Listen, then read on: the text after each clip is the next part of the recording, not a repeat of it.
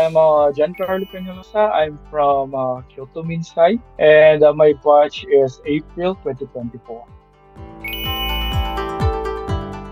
Since I was a kid, it's my dream to go here in Japan because I really like their culture and also, first of all, anime. Since I was a kid, the most popular there back then is Voltes 5. Back then, I don't have that much money, so I worked and established my business. Then when I got the money, then I started to pursue my childhood dream to go here in Japan.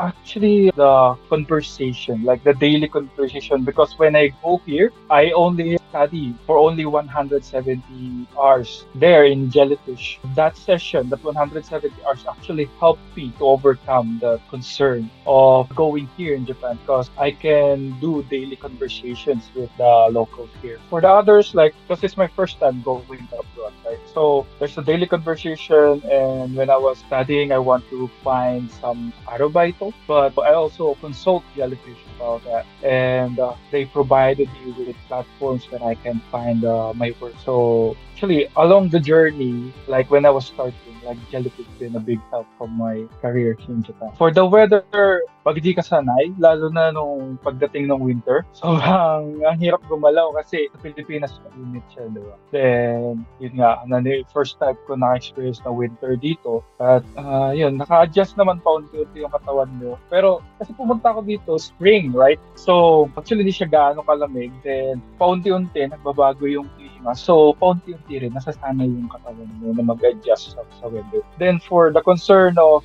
living alone, hindi ko siya naramdaman kasi actually sa mga class ko, may mga naging ka-close din ako. Kahit iba't iba ang lahi kami, maging maging open ka lang sa conversations. Actually, hindi naman siya masyadong nakakatakot. At hindi ka rin ma-homesick kasi nga nag-enjoy ka sa mga kasama mo at sa ginagawa mo.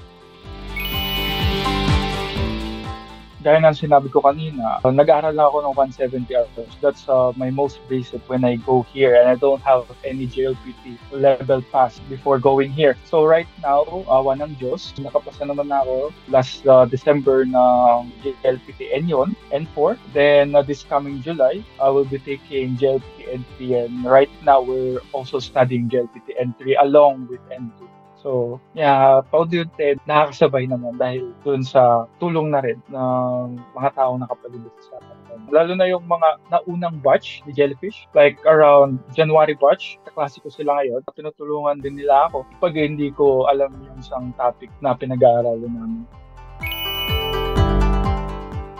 For my plans, right now, I'm pursuing until N2. Then after that, we want to work here full-time. And possible if I can work here a long time and have a Japanese residence visa. For that, that's my long-term goal. But right now, I'm slowly pursuing it. Like, in fact, they're in my hotel. They like me. They like how I work. So they already offering me a working visa for them. Like right now, I'm training the position that they're offering me. As long as pinagbubutihan mo, nakikita nilang gusto mo yung ginagawa mo, pinag-uusayan mo yung trabaho mo, mas madali kang ma-absorb ng company. Actually, I didn't choose Kyoto Minsai. Actually, I want to choose the Tokyo one, but my documentation team from Miss Bernadette suggested to me that for my qualification, it's better to go to Kyoto Minsai. It's much easier over there. So I don't have any idea. I didn't research about the schools. I just really want to go here in Japan. So as Miss Bernadette's suggestion to me to go to Minsai, and because of her suggestions, I think it's one of the best schools that I have been to in my whole career. Like the faculty, they're supportive. The students are also friendly. So throughout the journey here in Japan, the school that Jennifer suggested me, I like it. For working and living, unlike sa Philippines, meron tayo yung manyan habit. Pero dito kasi lahat naka-schedule. So, medyo nahirapan ako kasi, like for example, for transportation, pag na-late ka lang ng 1-2 minutes, may hirapan ka na sumakay. Kasi mag-iantay ka pa ulit na 10-20 minutes pag nalagpasan mo yung schedule ng bus. Medyo doon ako nahihirapan pagdating sa work and daily life. Tapos, yung mga, for example, yung mga kitchen product, like yung sabihin natin yung suka, yung asin. Medyo nalilito pa ako kasi nung una, gumagamit talaga ako ng translator pag nag-grocery ako kasi iba yung pangalan eh. Iba yung pangalan ng English, Tagalog, kaysa sa Japanese name. So, doon ako nahirapan pag sa everyday life na paghahanap ng ingredients na kailangan ko para makapagluto ako ng ganitong dish. So, kailangan habang nagsha-shopping ka, kailangan mo dala yung cellphone mo para i-translate. Ang nagustuhan ko talaga dito, welcoming sila. Kumbaga, pagdating sa trabaho, pagdating sa school, suportado ka. Kumbaga, hindi ka nila pinapabay. Lahat ng mga sensei namin sa school na yon, nakagabay sila sa amin. Lahat ng step, like for example, sa pag-apply ng trabaho, nandun sila. Pag-get ng mga documents, nandun sila. Then yung for now, for concerns, sa ngayon, wala pa naman. Parang smooth sailing pa yung nararamdaman ko eh. Kasi katulad nung sinabi ko nga yung sa company ko, na may nakaabang na sa akin na trabaho kung sakaling graduate ako. Then, concern ko na lang yung sa sa JNPT kung makakasama ako. Yun na lang ang concern ko sa ngayon.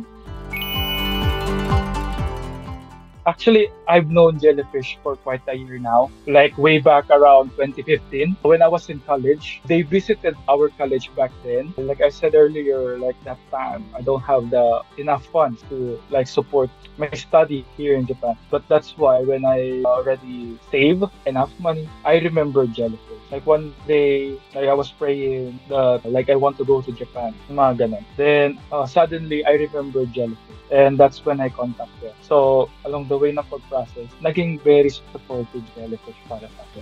Kumbaga, hindi rin nila ako pinabayaan. Like, every step, nandun sila para i-guide ako. Kaya, overall performance, like, I'm very thankful na kinontak ko si Jellyfish at na-meet ko si Jellyfish. It's 10. It's 10. No doubt. Just pursue your dream. Kumbaga, huwag kayo matakot na lumabas ng inyong box. Just get out of the box. Be adventurous, mag-aral lang kayo mabuti, then lahat yon may balik naman sa inyo maganda. Tapos, huwag kayo matakot na mag-isa na pupunta dito. Kasi may mga community din dito ng mga Pinoy. Like, even if it's not from the Jellyfish or other agency, basta pag may nakita kang Pinoy-friendly sila, huwag kayo matakot i-approach. At saka yung stereotype na ayaw ng mga Japanese sa foreigners, it's different. Like, they are friendly here in Japan. Even though there's a language barrier, they will try their best to understand what you're trying to say. So, don't be afraid and study.